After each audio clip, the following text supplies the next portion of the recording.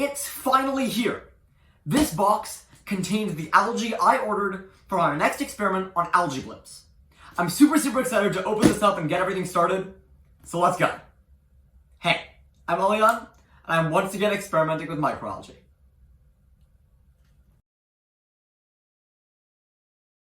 Inside this box are algae cultures, real live ones, that I got from the Canadian Phycological Culture Center over at the University of Waterloo, which is about 6 hours from here. And in here are cultures of Microcystis aeruginosa, which is the cyanobacterium that causes 54% of algae blooms on the Great Lakes, which is the region I'm targeting with my solution. So these algae will be super important to testing my modified clay idea and then integrating that modified clay into concrete. So let's open up this box.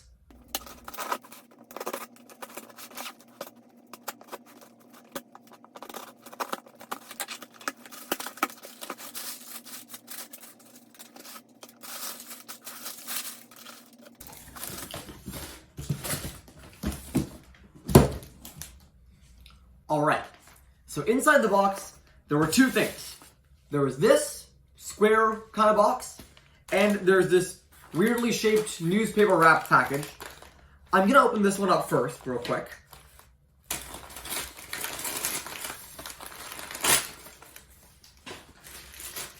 Now, in here are the medium concentrates for these algae.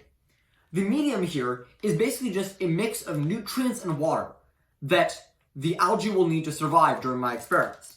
And unlike my last experiment, where I added all the nutrients in little amounts, these ones are concentrates. In other words, they're a bunch of really concentrated nutrients that I'll add a bunch more water to dilute that will make the medium for the algae a lot more easily. Now this box, I'm pretty sure, I've taken the newspaper off, contains the algae themselves. I'm gonna take off the tape and we'll see what's inside. Alright, I've managed to get the tape off, and yep, in here, inside this newspaper, once more, is going to be a vial of algae. Check this out. Gotta get through all the layers of packaging, but once I take this out and then take off the tape here, I will have, yep, here it is. A vial of nice green algae. And like it says on the vial, this is Microcystis aeruginosa. Now, the other thing I got with this box that I neglected to mention is a set of instructions on how to set up a full-blown algae culture out of this tiny vial. So I'm gonna get started on that, and I'll update you when I get back. See you in a bit. Well, that little bit ended up becoming a long bit. As you can see from the change in my shirt, it's actually been 2 days since I first set up my algae.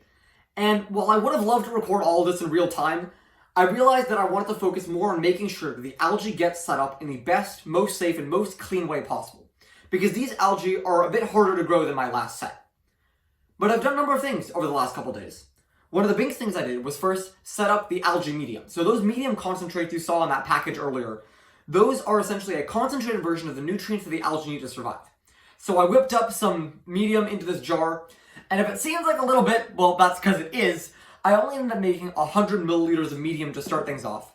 Essentially what I did is I grabbed this volumetric flask, without this thing attached to it, and added 95 milliliters of water, along with 5 milliliters of the concentrate, and 0.1 milliliters of some sodium bicarbonate.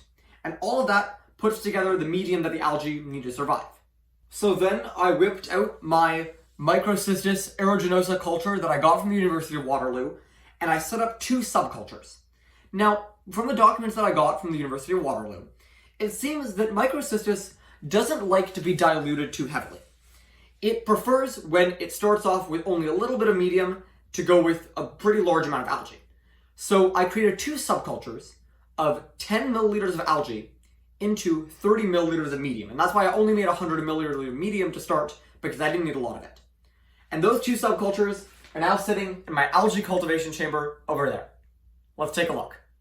So here are the algae. They're going in 2 separate vessels. There's a culture number 1 and culture number 2.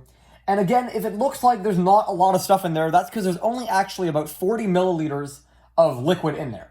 the algae themselves along with the medium that they were growing in. Now, I'll bring one up to look at a bit more up close over here. You can see they're nice and green thus far. They seem to be growing pretty well, although it's only been a couple days, so I can't really tell quite yet. But they've been sealed on the top, and if I tilt this, maybe you can see a little better, with a substance called parafilm, which will allow air to get in while minimizing the amount of contamination from bacteria and other things that might just be surrounding in the air. Now, the structure in here gives them everything they need to grow. And I built this in one of my previous vlogs if you want to go check that out.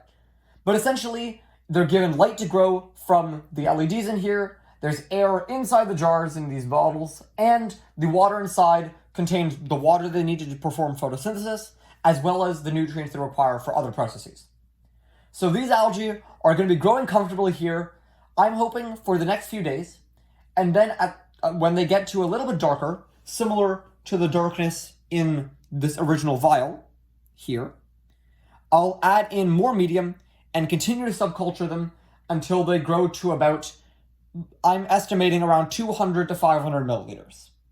And this brings us to the most nerve-wracking part of all of these experiments, getting these initial algae cultures set up.